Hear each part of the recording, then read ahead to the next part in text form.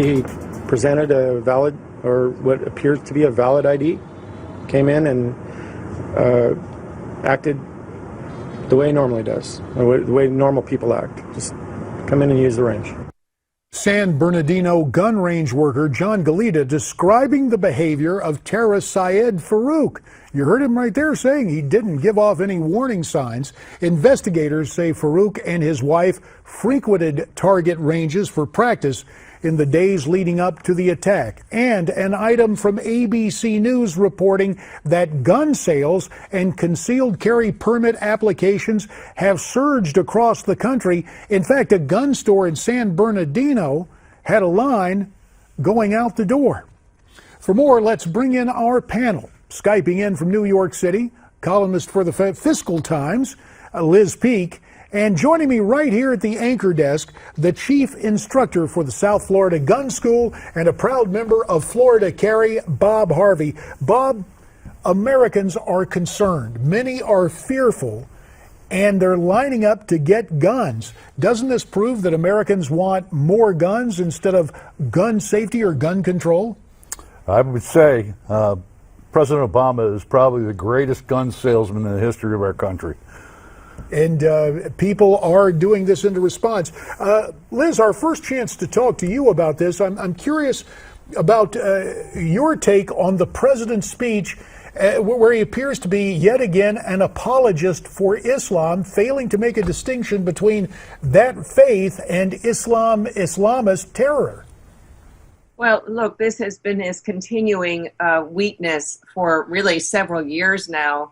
I think it stemmed initially from a narrative that he'd concocted that basically he had vanquished terrorism through killing Osama bin Laden. Remember all those assertions that Al-Qaeda was on the run, and more recently, of course, it's ISIS has been contained and so forth. But the reality is, on Sunday night, the president did not reassure the country that they were in control of the situations. Americans don't feel particularly safe because his policies here at home and also in the Middle East have proved to be defective, would be a polite word.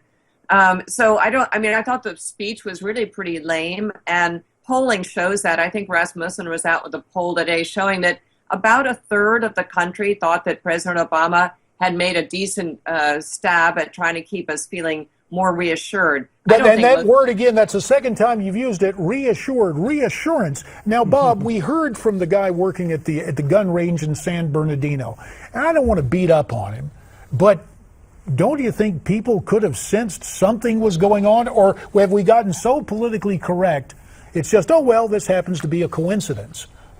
I don't think that a person that is trained to hide their true identity, average person at a gun range isn't going to be able to understand it. How would they possibly know?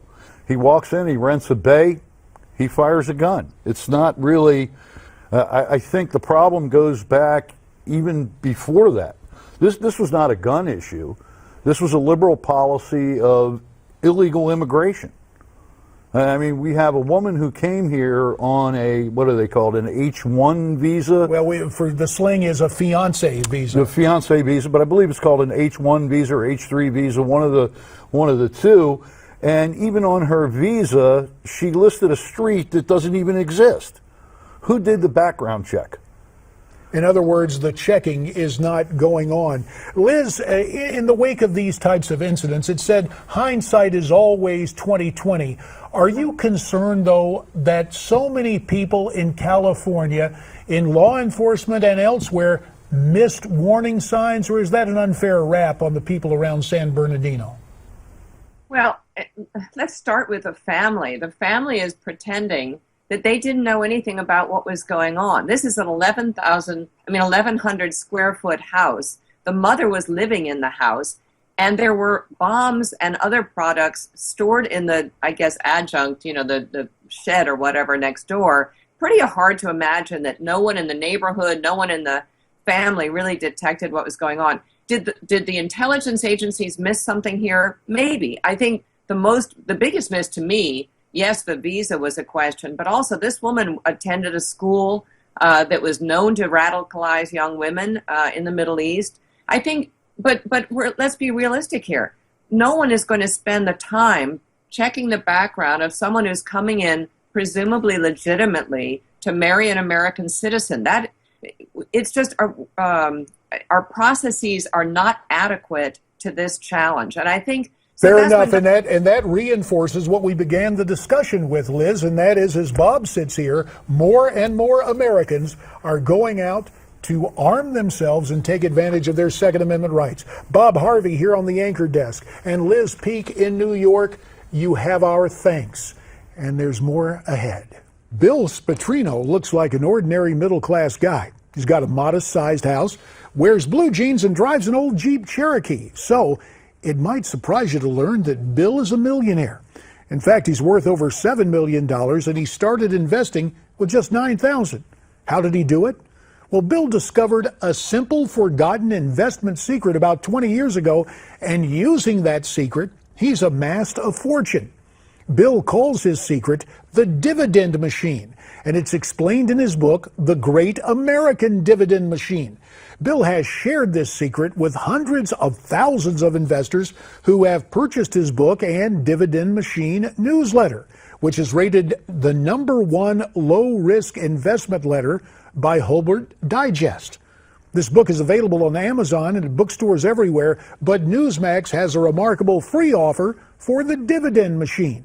Simply visit newsmax.com/dividendbook or call toll-free 1-800-531-6724 and check out the free offer. Remember, you have nothing to lose and you could profit big time.